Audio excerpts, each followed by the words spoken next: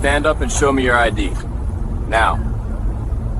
Am I being detained or is this a consensual encounter, officer? You're being detained until I figure out who you are. Then state the crime.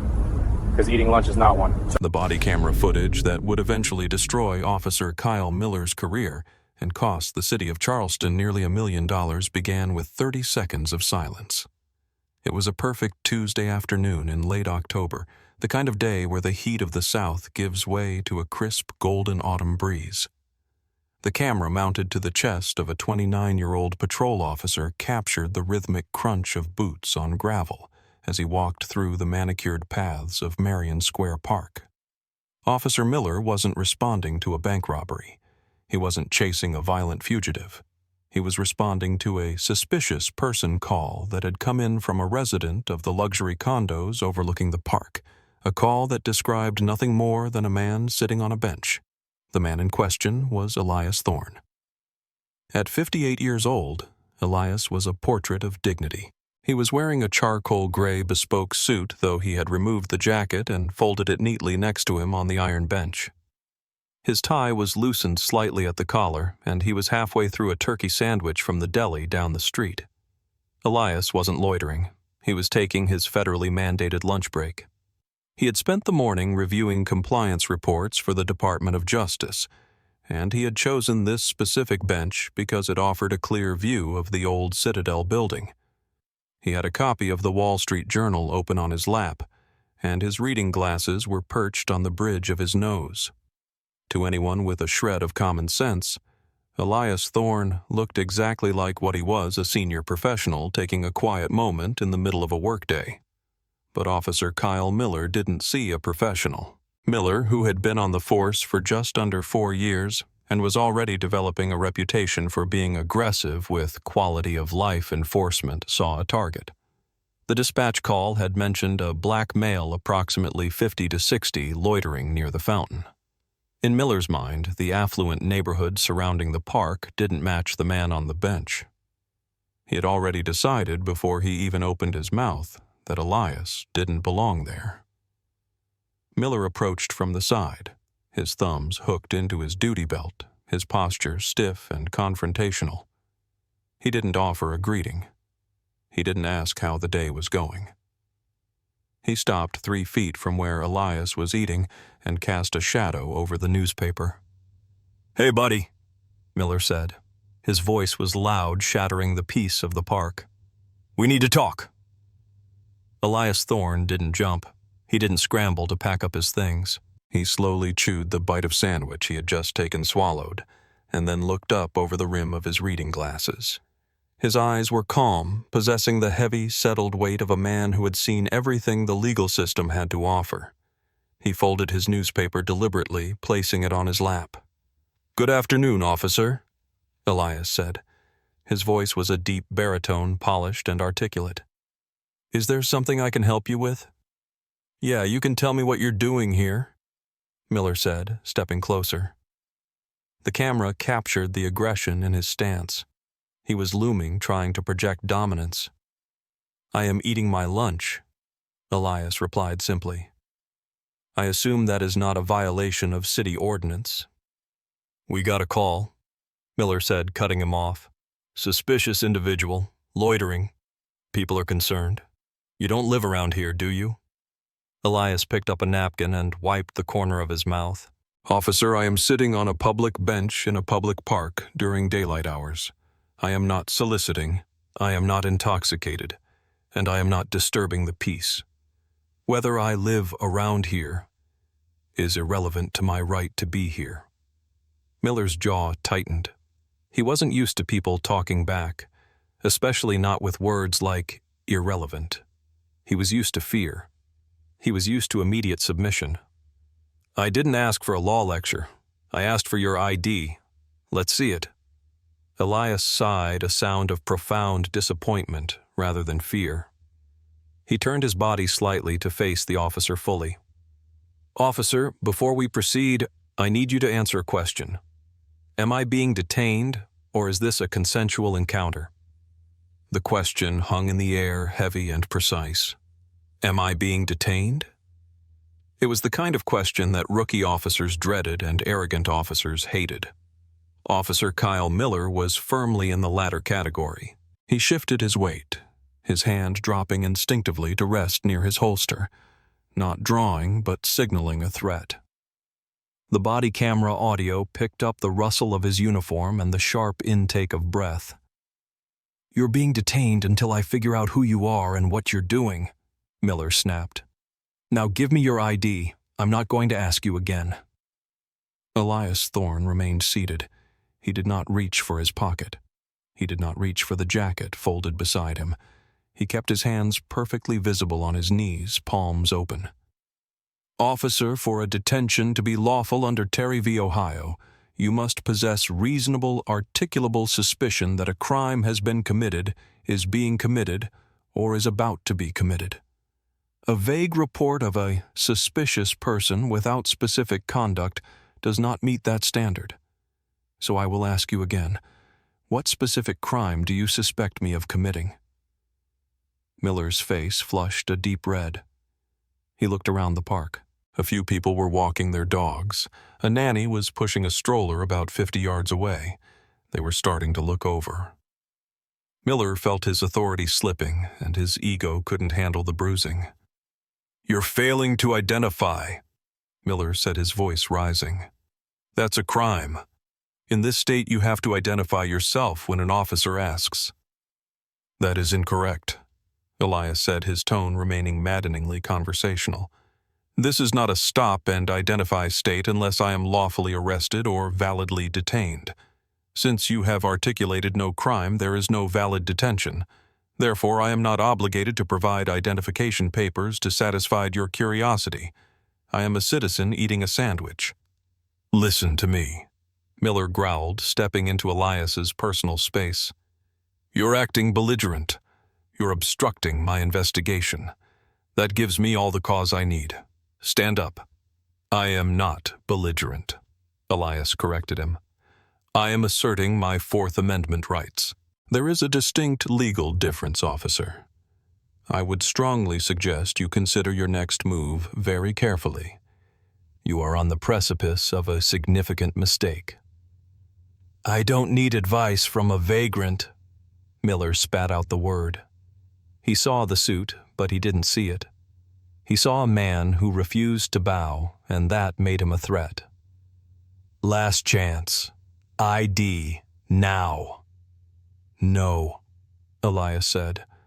"I do not consent to this search or seizure.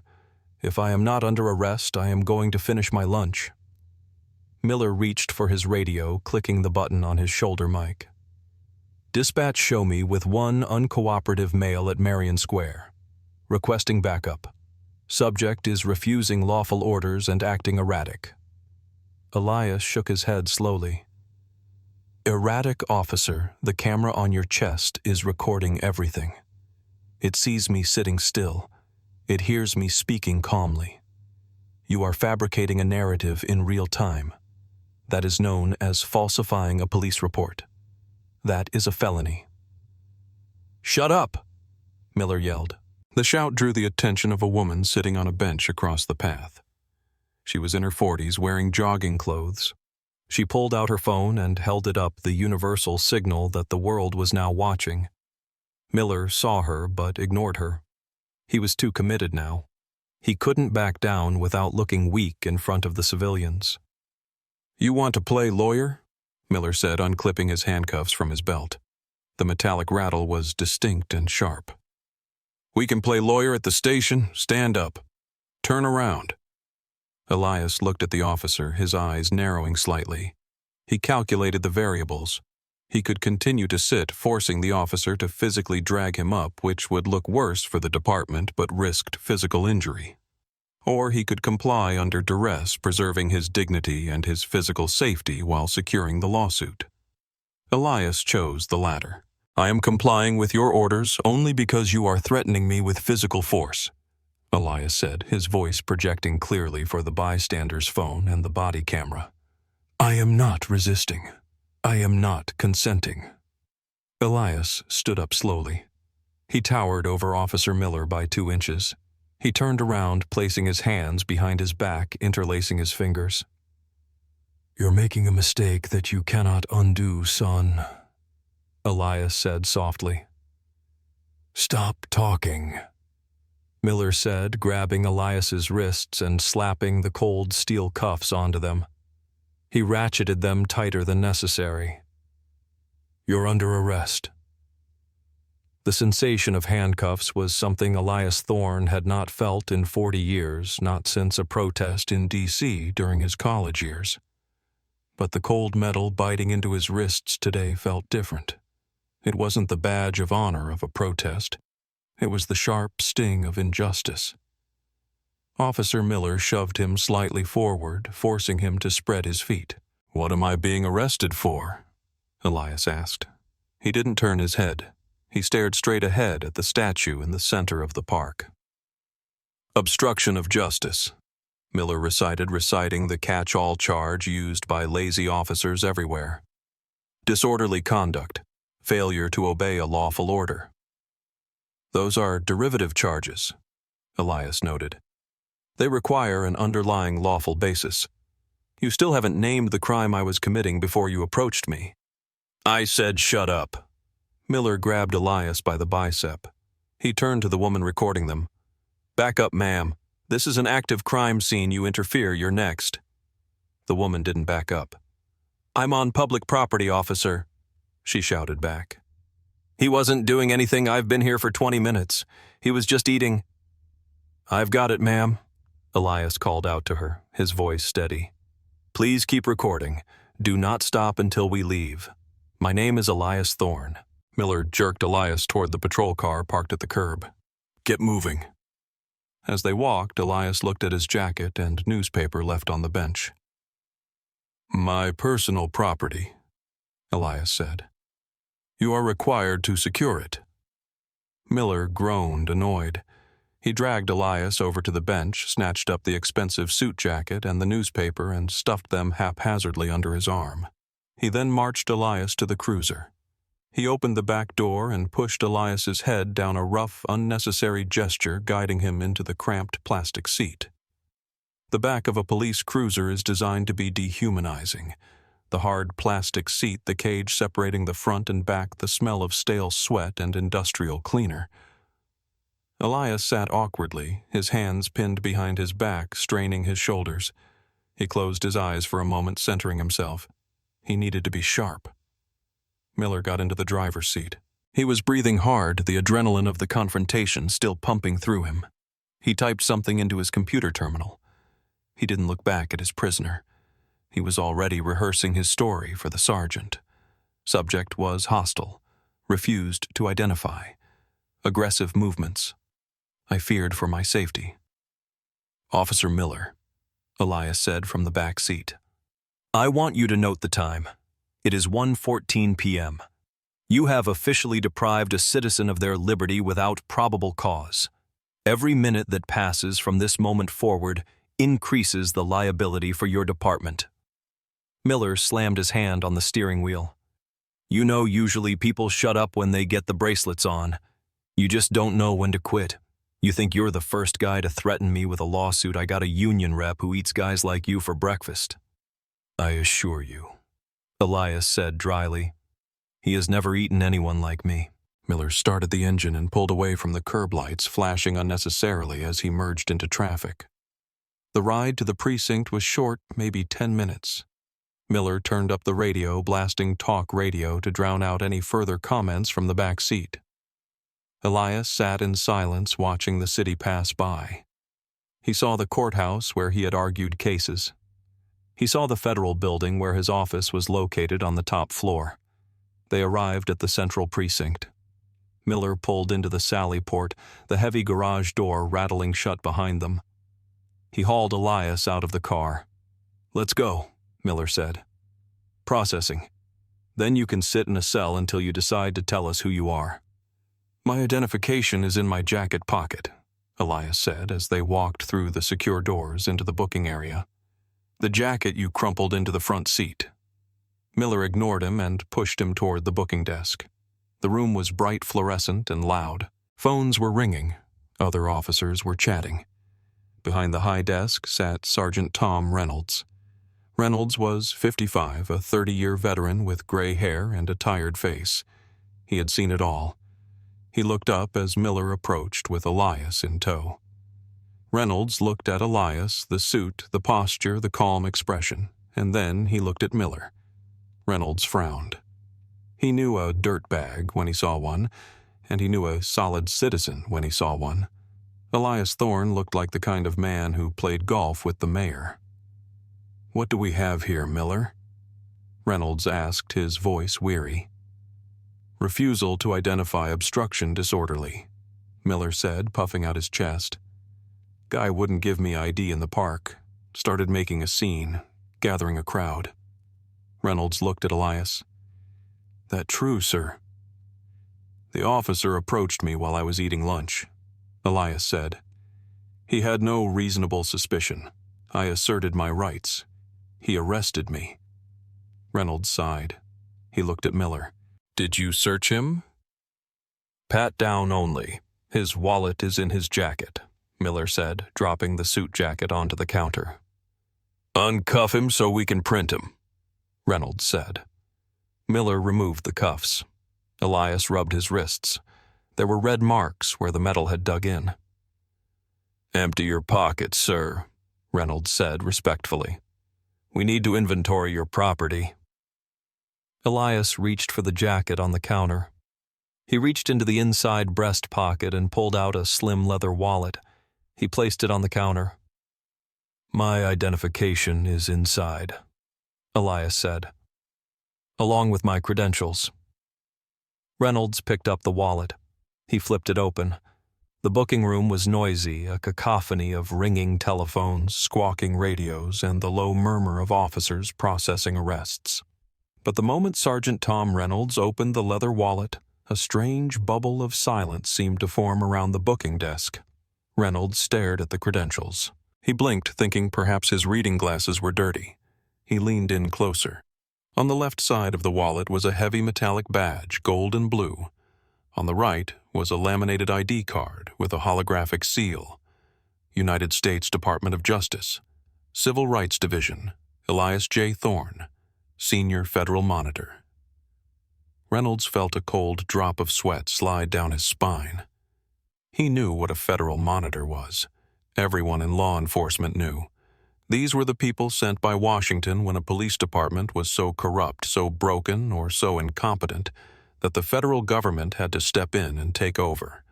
They were the auditors, the hunters, the ones who had the power to fire chiefs and dissolve units. And Officer Kyle Miller, the department's loose cannon, had just arrested one for eating a sandwich. Reynolds looked up slowly. His face had drained of color. He looked at Elias Thorne, who was standing quietly rubbing his wrist waiting. "Officer Miller," Reynolds said. His voice was very quiet, but it had an edge that cut through the room noise. "Yeah, Sarge." Miller was filling out paperwork, oblivious. "Come here. Just a sec, gotta finish the probable cause statement. Put the pen down and come here. Now!" Miller looked up, startled by the tone. He walked over to the desk. "What's up?" "He got a warrant." Reynolds didn't answer. He simply turned the wallet around and pushed it across the counter toward Miller. "Read that. Read it out loud." Miller looked down. He squinted. "United States Department of Justice, Civil Rights Division." Miller stopped.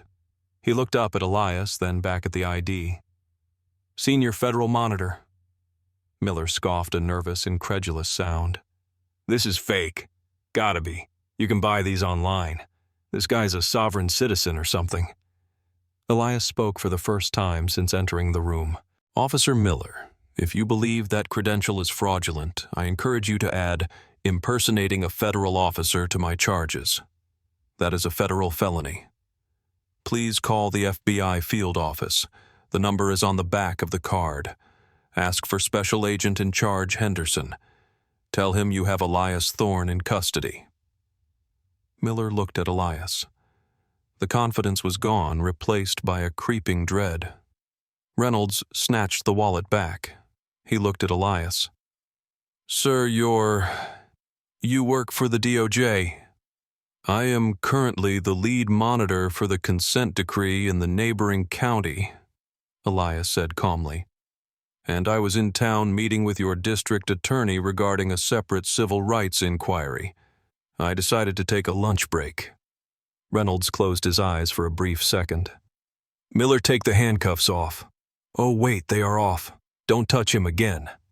Sarge, he refused to ID. Miller protested, his voice cracking. Even if he's a Fed, he has to follow the law. He knows the law better than you do, you idiot, Reynolds snapped, losing his composure.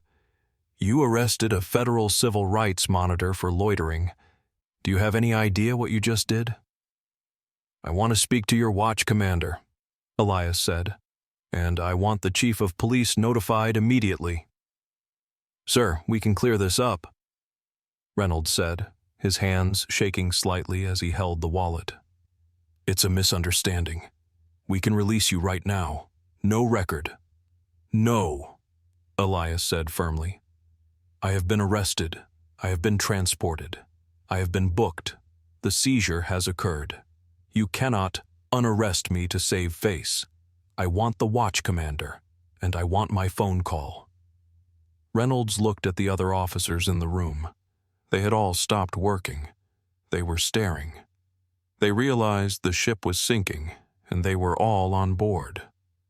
Miller, Reynolds hissed. Go to the break room. Sit down. Don't talk to anyone. Don't text anyone. Just sit there. But Sarge, go! Miller slinked away, looking like a scolded child, but there was still defiance in his eyes. He didn't think he was wrong. He just thought he was unlucky.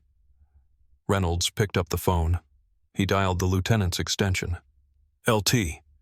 It's Reynolds. You need to come down to booking. Now. No, listen to me.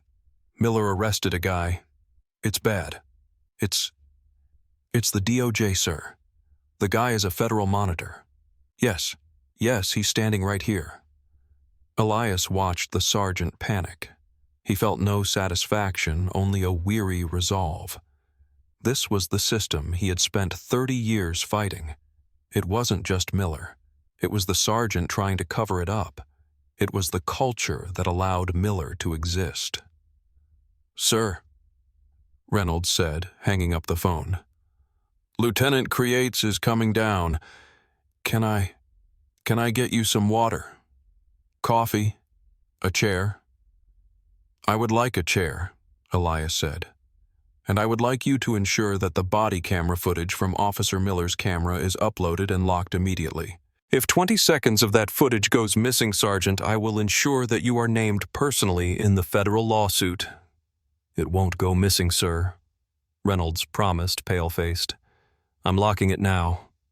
Elias sat on the metal stool provided. He crossed his legs. He waited.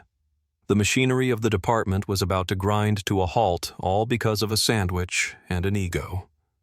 Within 20 minutes, the atmosphere in the central precinct had shifted from a typical Tuesday afternoon to something resembling a bomb threat response. The booking area had been cleared of other arrestees. Elias Thorne sat alone on a bench, his jacket folded neatly beside him, again, reading a copy of the local newspaper that someone had hurriedly provided. Lieutenant Marcus Freeman was the first to arrive. He was a sharp man, usually calm, but he burst through the doors with his tie flying over his shoulder. He took one look at Elias, recognized him from a news segment he'd seen months ago, and felt his stomach drop. Freeman walked over to Sergeant Reynolds, who whispered the details. Freeman rubbed his temples, then he approached Elias. Mr. Thorne, I'm Lieutenant Freeman. I am the watch commander. Elias didn't stand. He looked up. Lieutenant, sir, I've reviewed the preliminary report from Officer Miller. I've also spoken to the chief's office. We want to apologize for the inconvenience. We're going to process your release immediately. We'll expunge the arrest record by the end of the day. Expunge. Elias raised an eyebrow. Lieutenant, you are moving too fast. Expungement implies that the arrest happened, and we are scrubbing it. I am concerned with why it happened. Have you watched the footage? Not yet, sir. It's downloading now. Watch it, Elias said. Don't speak to me again until you have watched it. You need to understand what you are defending. Freeman hesitated, then nodded. Yes, sir. He went into the sergeant's office. 10 minutes later, the doors opened again. This time it was Chief of Police Robert Harrison. Harrison was a politician in a uniform, silver hair, bright teeth, firm handshake. But today the smile was gone. He had received the call while at a Rotary Club luncheon. Harrison walked straight to Elias. Mr. Thorne, my God, I don't know what to say. Elias stood up this time. He and Harrison had met once briefly at a gala. Chief Harrison. Elias, please. This is a catastrophe, Harrison said, his voice lowered. I have Officer Miller in the captain's office. He's being pulled off the street immediately. Please come to my office. Let's get you out of this holding area. I am fine here, Chief, Elias said. I want to follow the procedure. I was arrested. I should be processed out like anyone else. Elias, don't do this to us, Harrison pleaded slightly. We made a mistake. A terrible mistake, but we can fix this. Can you? Elias asked. Chief Officer Miller arrested me because I wouldn't show him ID while eating a sandwich. He fabricated charges of obstruction. He escalated a consensual encounter into a Fourth Amendment violation in under 60 seconds. And when I told him who I was, he didn't stop. He laughed. Lieutenant Freeman stepped out of the office. He looked sick. He walked up to the chief and whispered in his ear. The video. It's bad, Chief. Real bad. No probable cause. Miller was aggressive. Thorne was perfect. Harrison closed his eyes. He knew what this meant. Where is Officer Miller now? Elias asked. He's being questioned by Internal Affairs, Freeman said. Good, Elias said. I have not been read my Miranda rights, so I assume you are not interrogating me. I am free to go. Of course, Harrison said. You've been free to go for 30 minutes. Then I have some requests, Elias said. His voice hardened. The pleasantries were over. I want digital copies of the incident report, the booking sheet, and the CAD logs from dispatch.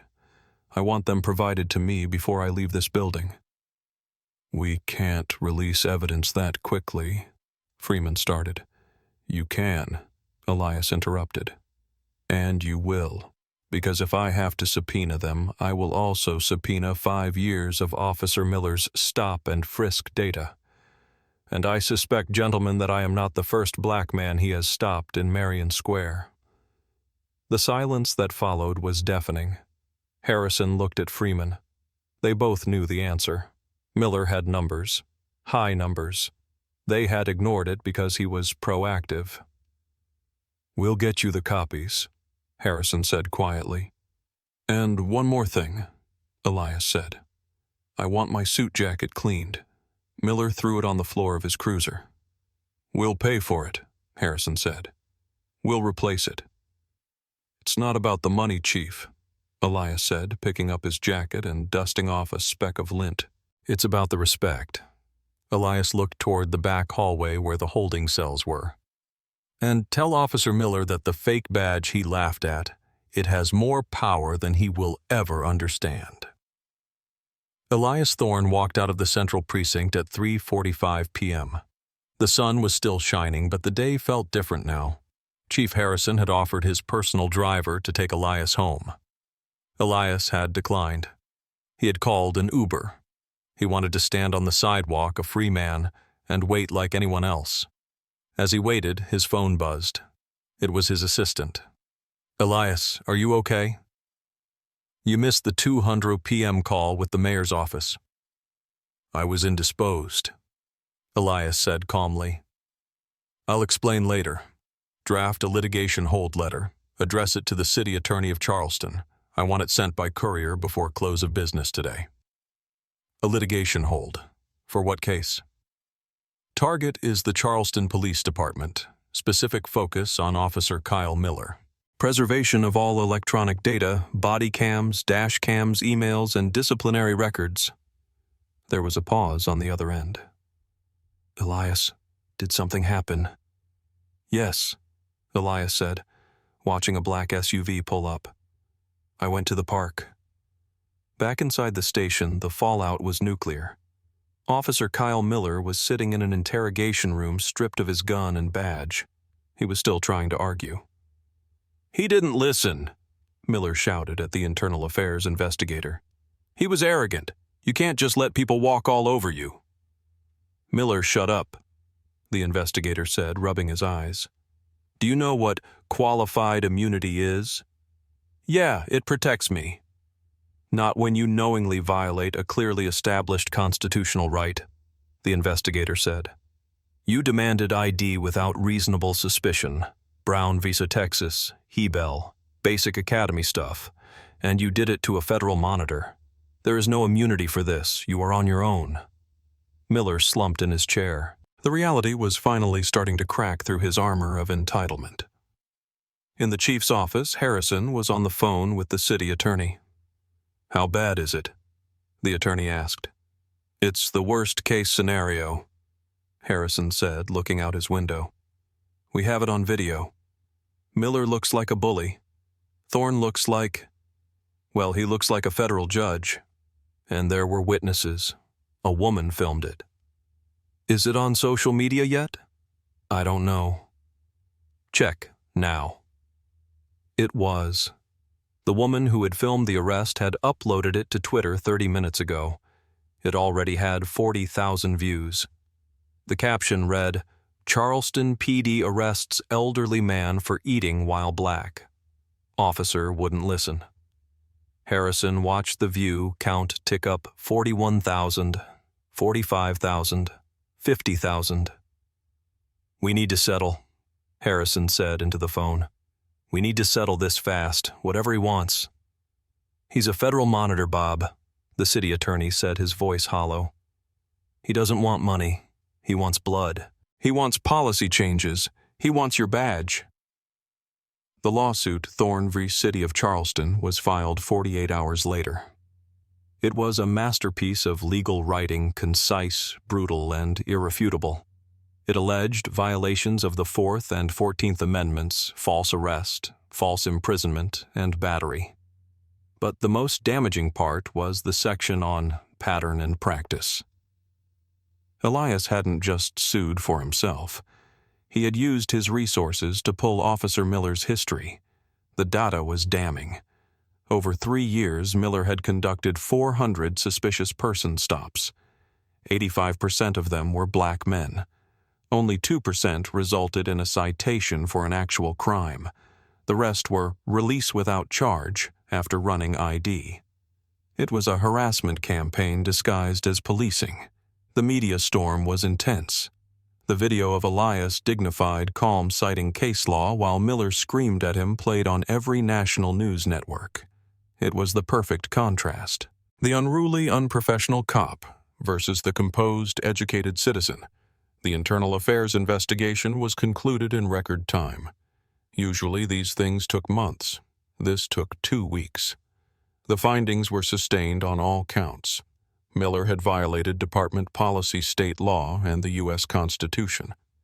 But Elias didn't stop with Miller. He went after the supervisors. He deposed Sergeant Reynolds.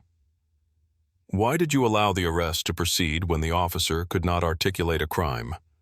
Elias asked during the deposition. I assumed he had cause," Reynolds stammered. "Assumption is not probable cause, Sergeant," Elias replied. "You are the gatekeeper. You failed." The city attorney called Elias's lawyer, an old friend from law school, to discuss a settlement. "We're offering $250,000, the city attorney said, "and Miller is already suspended pending termination."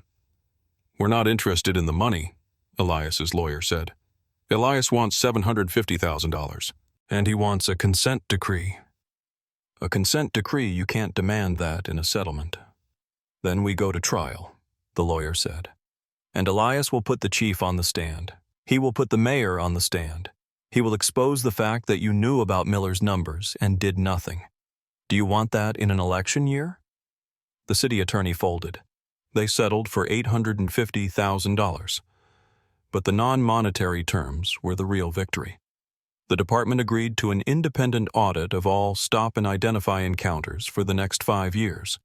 They agreed to mandatory constitutional law training for all officers, not just academy recruits. And they agreed to a zero-tolerance policy for officers who failed to activate body cameras. Officer Kyle Miller was terminated on a Friday. He tried to appeal through the union, but the union refused to back him. The video was too embarrassing. The union president told him, "You picked a fight with the wrong guy, Kyle. You're done." Miller lost his job, his pension, and his certification. In South Carolina, once decertified for cause you cannot work as a police officer again. At 29, his career in law enforcement was over. 6 months later, Elias Thorne sat on the same bench in Marion Square. It was spring now. The azaleas were in bloom, bursting with pink and white flowers. He had his jacket folded next to him.